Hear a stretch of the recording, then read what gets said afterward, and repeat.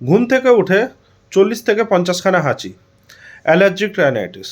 সমস্যাটি বহুদিন ধরে আছে, কারণ এই সমস্যা একদিনে তৈরি হয় না।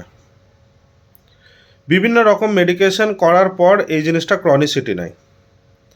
এই ক্রনিক রোগের ট্রিটমেন্ট আমার জানা হোমিওপ্যাথিতে ভালো হয়। Doctor Sayani Shreyan homeo care Ashish মার্কেটে এই ট্রিটমেন্টগুলো করে থাকে। ক্রনিক রোগের ভালো ট্রিটমেন্ট এখানে হয়। কিন্তু সিমটমগুলি কীরকম? সকালে উঠে 30-40টা হাঁচি, জলে হাত দিলে বা পা দিলে আরও বেশি। হাঁচি যখন হয় কিছুতেই কন্ট্রোল হয় না। দেখা যায় কিছু ক্ষেত্রে মন্টেয়ার এলসির অ্যাবিউজ আছে বা অ্যান্টি অ্যালার্জিক মেডিসিন যে কোনো কিছুর অ্যাবিউজ আছে। প্রচুর মাত্রায় সেই ধরনের মেডিসিন না নিলে এই হাঁচির সমস্যা কিন্তু থামতে চায় না। এর সাথে ঘন ঘন ঠান্ডা লেগে যাওয়ার একটা প্রবণতা তো থাকেই। নাক দিয়ে জল আসা, সেই জল যেখান দিয়ে গড়িয়ে যায় সেই জায়গা চুলকানো, নাকের ভেতর চুলকানো, সাথে কিছু ক্ষেত্রে দেখা যায় মাইগ্রেনের সমস্যা, মাথার একটা সাইড ধরে ব্যথা। কেমন হয় যদি বিভিন্ন রকমের মেডিকেশন না নিয়ে বা বিভিন্ন ধরনের স্পেশালাইজড ট্রিটমেন্ট না করে এক জায়গা থেকে একটা শরীরের জন্য বিভিন্ন প্রবলেমের সলিউশন যদি হয়, সেক্ষেত্রে প্রফিট কী হবে? প্রফিট হচ্ছে যে সাইড এফেক্ট এতটা পাবেন না। হোমিওপ্যাথিতে আপনারা জানেনই zero side effect.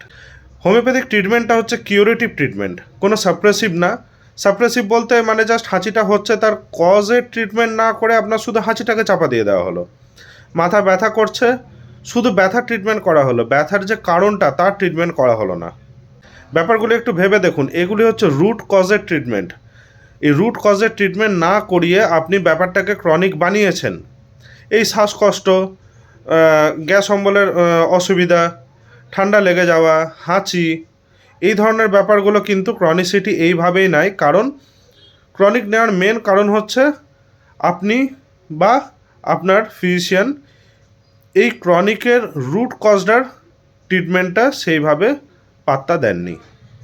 Root cause যদি সেরে যেত, হ্যাঁ সব প্যাথিতে রুট কজ সারানো যায়, রুট কজ যদি সেরে যেত তাহলে এই ব্যাপারটা ক্রনিসিটি হতো না, মানে ক্রনিক হতো না, অ্যাকিউটে ভালোভাবে রিলিফ হয়ে যেত। কিন্তু অ্যাকিউটে ট্রিটমেন্টটা কী হচ্ছে? সাপ্রেস। ব্যথা তো ব্যথার মেডিসিন, নাক দিয়ে জল আসছে তো নাক দিয়ে জল বন্ধ করার মেডিসিন, হাঁচি হচ্ছে তো অ্যান্টি অ্যালার্জিক বা হিস্টামিনের মেডিসিন।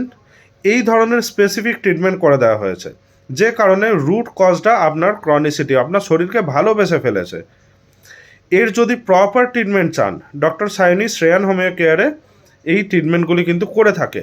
আপনারা চাইলে স্ক্রিনে দেওয়া ডিটেলসে যোগাযোগ করতে পারেন।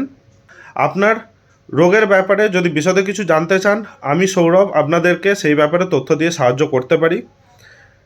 তারপর আপনারা ইচ্ছা হলে ডক্টর সায়নীর সাথে অ্যাপয়েন্টমেন্ট ফিক্স করতে পারেন এই স্ক্রিনে দেওয়া ডিটেলসের মাধ্যমেই।